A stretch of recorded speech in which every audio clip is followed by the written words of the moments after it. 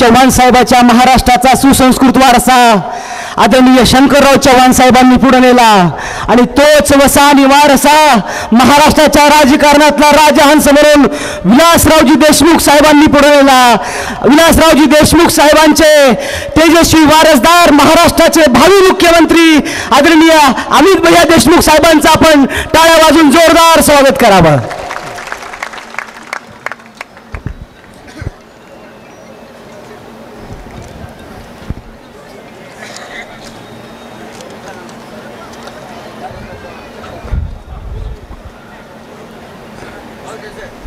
महाराष्ट्र विधानसभेच्या निवडणुकीच्या निमित्ताने महाविकास आघाडीच्या नांदेड लोकसभा पोटनिवडणूक व नायगाव विधानसभा निवडणूक या अनुषंगाने आपण सारे या ठिकाणी एकत्रित आलेले आहोत।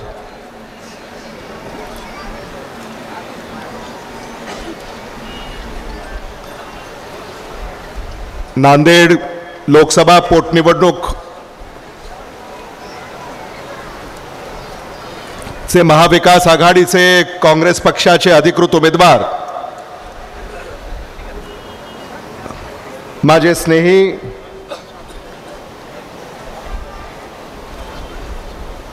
रवींद्र वसंतराव चव्हाण नायगाव विधानसभा मतदारसंघाच्या उमेदवार डॉक्टर मीनल खतगावकर जी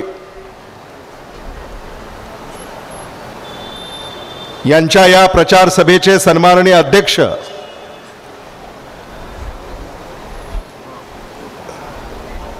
आमचे ज्येष्ठ नेते माजी खासदार माजी मंत्री आदरणीय भास्करराव पाटील खतगावकरजी,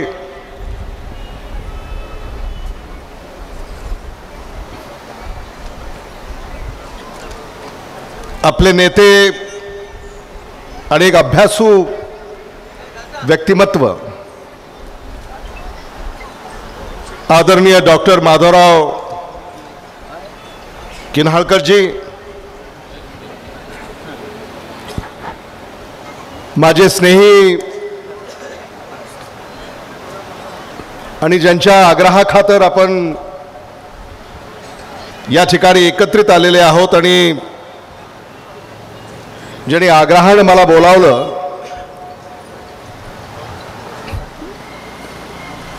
ते शिरीष गोरठेकर, कैलाश गोरठेकर, गोरठेकर कुटुंबीय, व्यासपीठावरील सारे मान्यवर,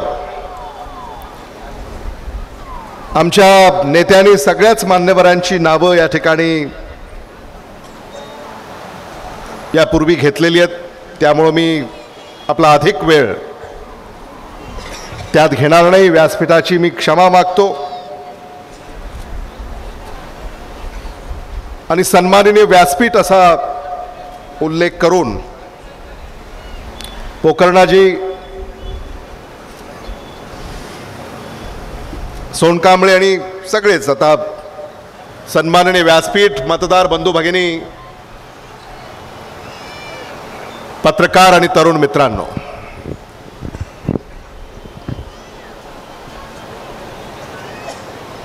आज उमरी येथे येऊन मला मनस्वी आनंद होतोय।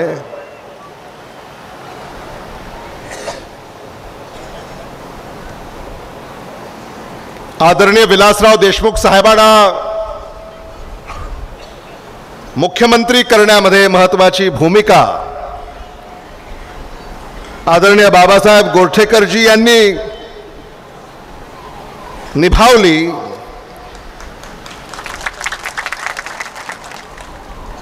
त्या गोरठेकर साहेबांना ज्यांनी मोठं केलं त्या मोठ्या माणसाचं दर्शन करण्यासाठी मी इथं आपल्यामध्ये उपस्थित झालेलो आहे.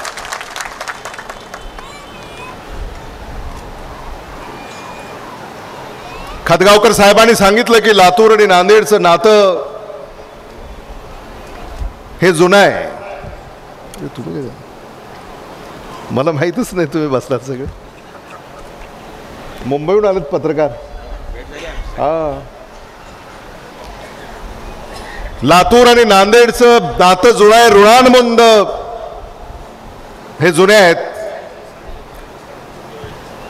खरं म्हणजे आदरणीय विलासराव देशमुख साहेबांची सासरवाडी याच भागातली, माझं आजोळ याच भागातलं, म्हणजे हाकेच्या अंतरावर. हो, माझं आजोळ आहे हे मला मुद्दामून या ठिकाणी सांगितलं पाहिजे. आणि म्हणून आपण आपल्या मुळाकडे आलो अशी भावना इथं आल्यानंतर होते. हे देखील विनम्रपणे मला मांडावंसं वाटतं. म्हणजे माझे आजोबा, म्हणजे माझ्या आईचे वडील रंगराव देशमुख पळशी, तर आदरणीय शंकरराव चव्हाण साहेबांचं तिथं येणं जाणं असत.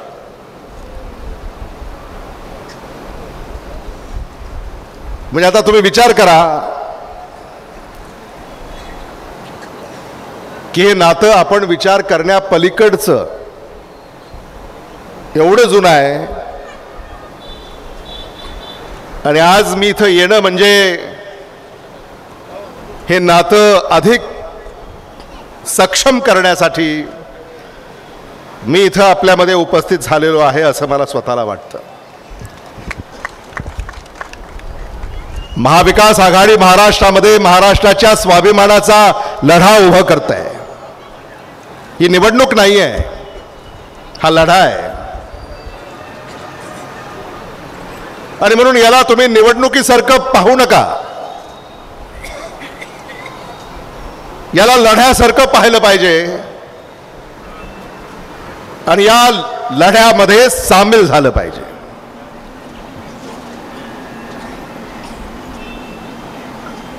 आदरणीय माधवराव किनाळकरांनी सांगितलं की या महाराष्ट्रातलं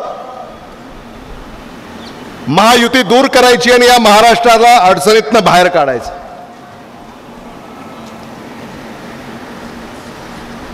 आदरणीय माधवराव किनाळकर, तुमचं भाषण मी ऐकत होतो आणि मला आदरणीय विलासराव देशमुख साहेबांची आठवण झाली.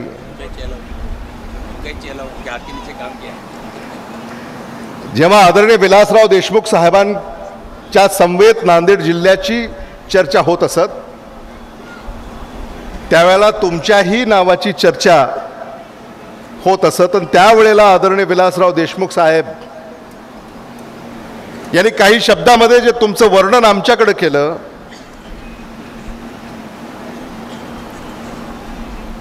की इंटेलेक्च्युअल पॉलिटिकल लीडर,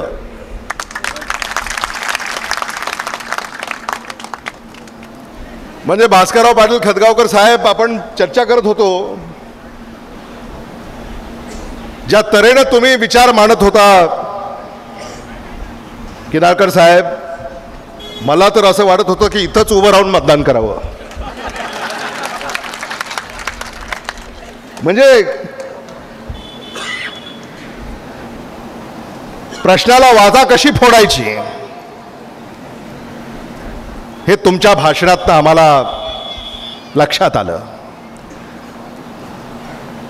आणि म्हणून इथं कोणी वक्त्यांनी यावं आणि तुम्हाला मार्गदर्शन करावं अशी परिस्थिती नाही आहे.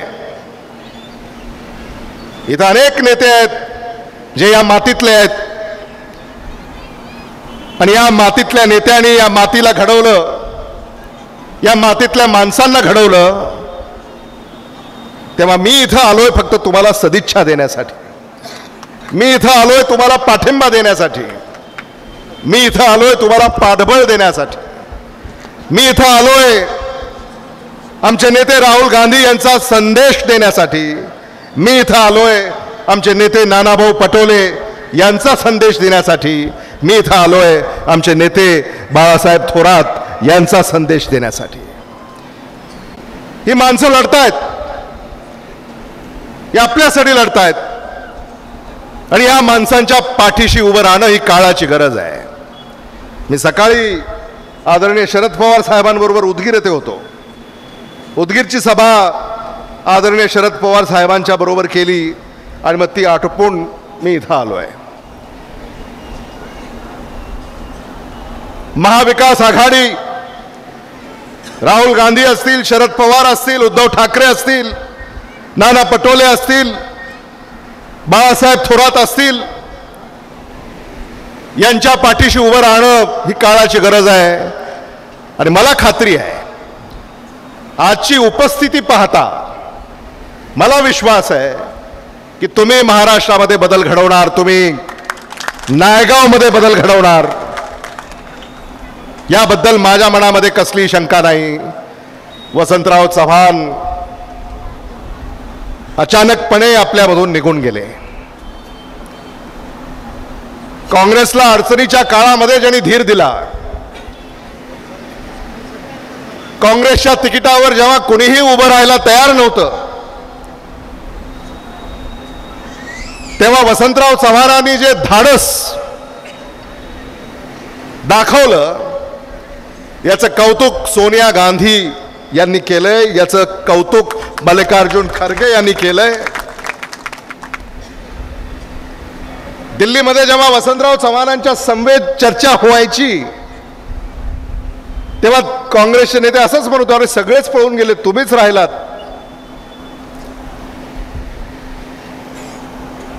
आणि म्हणून नांदेडच्या मतदारांनी, नांदेडच्या जनतेने हे दाखवून दिलं की नांदेड हा काँग्रेसचा बालेकिल्ला आहे. नांदेड आदरणीय शंकरराव चव्हाण साहेबांच्या मार्गावर चालणारा जिल्हा आहे. ही बात और है.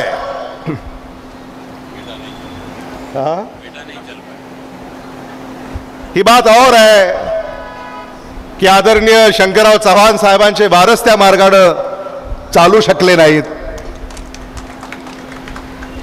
पण आदरणीय शंकरराव चव्हाण साहेबांच्या विचारांचे वारसदार मात्र त्यांनी तो मार्ग सोडला नाही.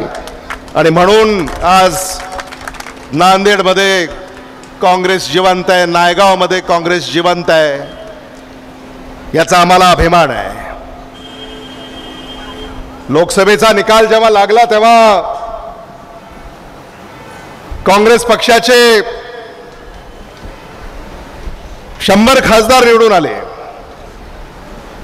काँग्रेस पक्षाची दिल्लीमध्ये जेव्हा बैठक झाली तेव्हा 99 खासदार एकीकडं आणि नांदेडचे खासदार एकीकडं. असं स्वागत नांदेडच्या खासदाराचं, वसंतराव चव्हाणांचं दिल्लीमध्ये झालं. आज दिल्ली वाट पाहते, आज दिल्ली वाट पाहते दुसऱ्या वसंतराव चव्हाणाची. आज दिल्ली वाट पाहते दुसऱ्या वसंतराव चव्हाणांची. आणि ते दुसरे वसंतराव चव्हाण, उद्याचे वसंतराव चव्हाण हे रवींद्र चव्हाण आहेत. हे मला मुद्दामून आपल्याला या ठिकाणी सांगायचं. वसंतराव चव्हाणांचं जे स्वप्न अर्धवट राहिलं, ते स्वप्न आपल्याला पूर्ण करायचं आहे. आणि रवींद्र चव्हाण ते स्वप्न पूर्ण करू शकतात, याबद्दल कोणाच्याही मनामध्ये शंका नाही. करू शकतात की नाही?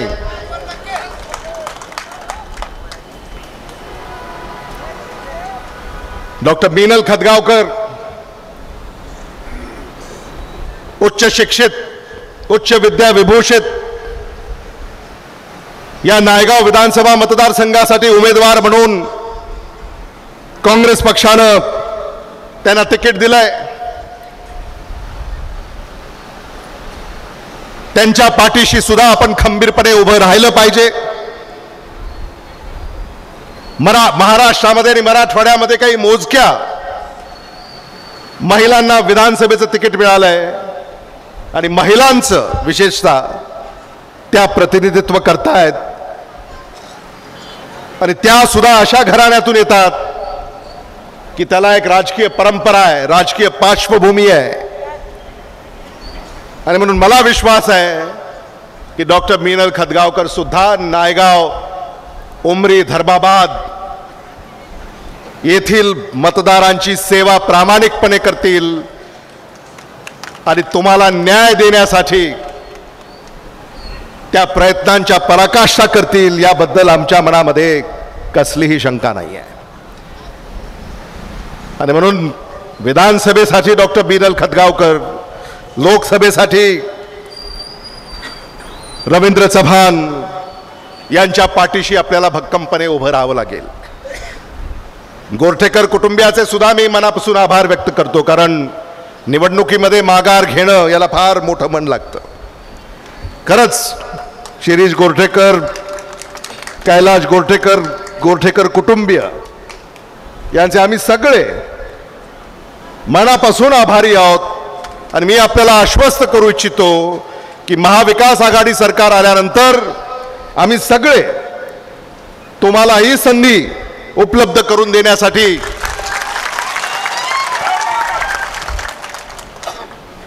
आम्ही प्रयत्नांची पराकाष्ठा करू. हा शब्द आज व्यासपीठाच्या वतीनं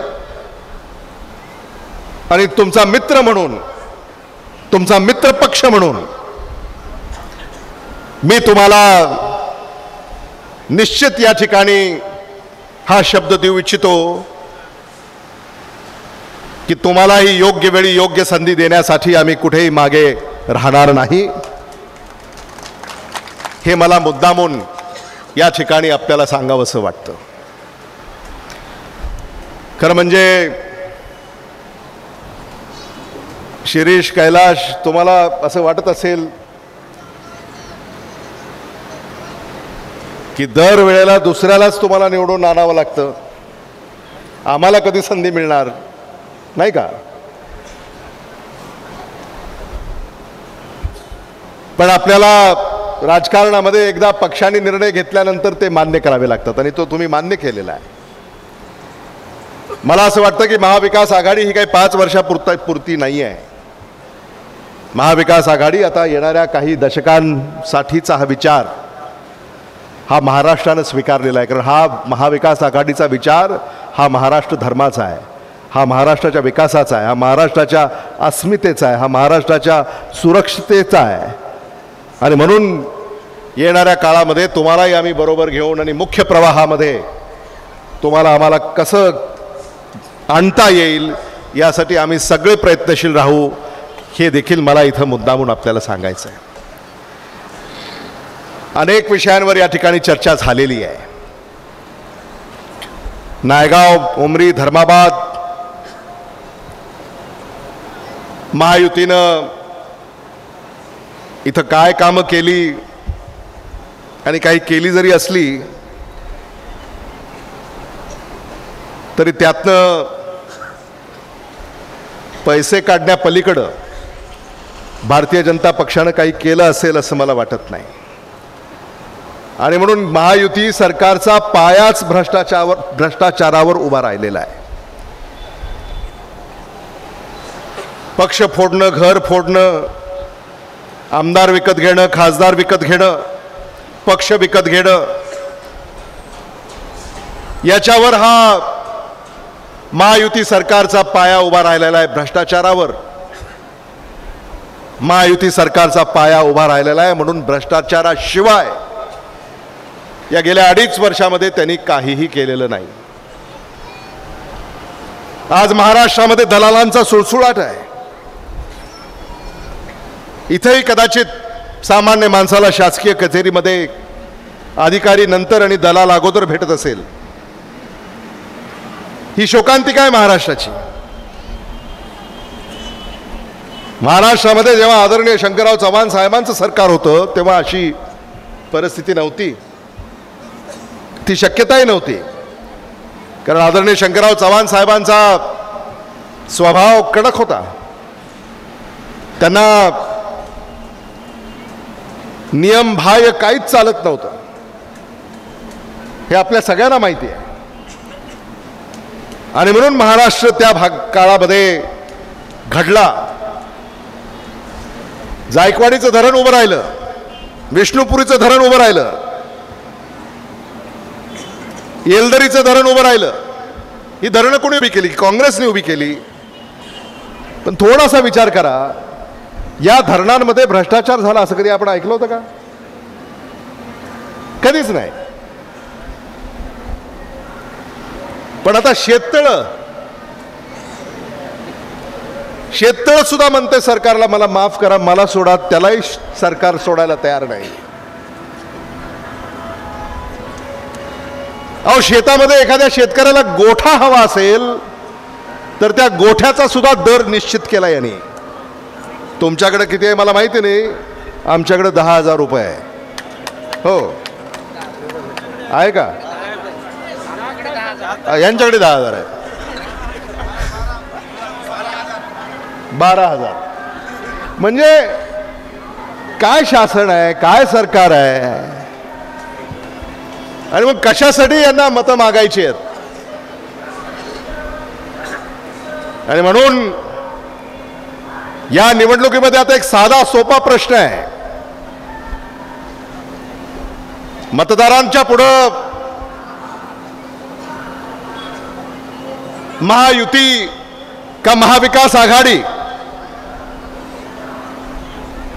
महायुतीचे सूत्र हे गुजरातकडे आहेत, महाविकास आघाडीचे सूत्र महाराष्ट्राकडे आहेत. राहुल गांधी, शरद पवार, उद्धव ठाकरे हे महाराष्ट्राला न्याय देऊ शकतात का महायुतीचे नेते, मी नावही घेणार नाही, हे महाराष्ट्राला न्याय देऊ शकतात? हा निर्णय आपल्याला करायचा आहे. आज आपण मोठ्या संख्येने या ठिकाणी उपस्थित राहिला त्याबद्दल मी आपल्या सगळ्यांचे मनापासून या ठिकाणी आभार व्यक्त करतो. आणि अलीकडे महायुती सरकारमध्ये धर्मगुरूंबद्दल सुद्धा वाचाळ वक्तव्य केली जातात. मोहम्मद पैगंबरांबद्दल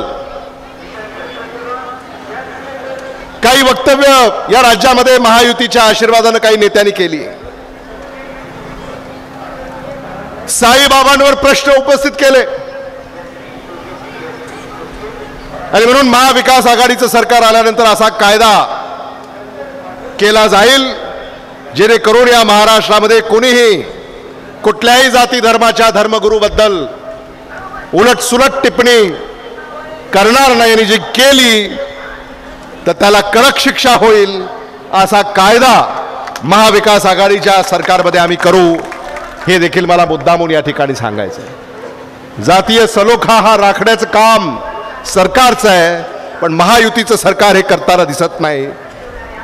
हे सुद्धा आपण समजून घेतलं पाहिजे. यापेक्षा अधिक भाष्य मी करणार नाही, कारण इथून मला पुन्हा लातूरला जायचं आणि तिथं काही सभा आहेत. त्यामुळे एक उत्तम सभा या ठिकाणी उमरी येथे या ठिकाणी संपन्न झाली. मी आपल्या सगळ्यांना पुन्हा एकदा आवाहन करू इच्छितो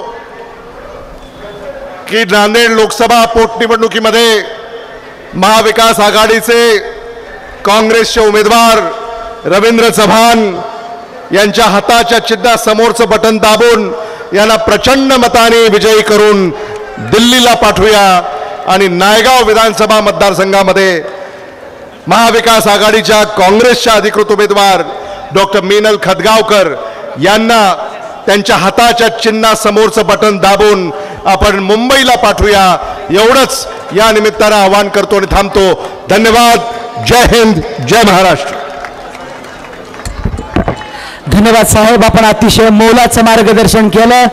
हा स्वाभिमानी महाराष्ट्र आणि स्वाभिमानी उमरीची जनता आपली भूमिका समजून घेऊन नक्कीच येणाऱ्या काळात महाविकास आघाडीच्या दोन्हीही उमेदवाराच्या पाठीशी खंबीरपणे उभे राहील एवढीच आश्वासन या निमित्तानं देतो. आणि या महाविकास आघाडीच्या सभेला आपण सर्वजण उपस्थित राहिलात या कार्यक्रमाचे आभार मानण्यासाठी मी तालुका काँग्रेसचे अध्यक्ष आदरणीय ढगे पाटील यांना विनंती करतो की आपण आभार मानावे.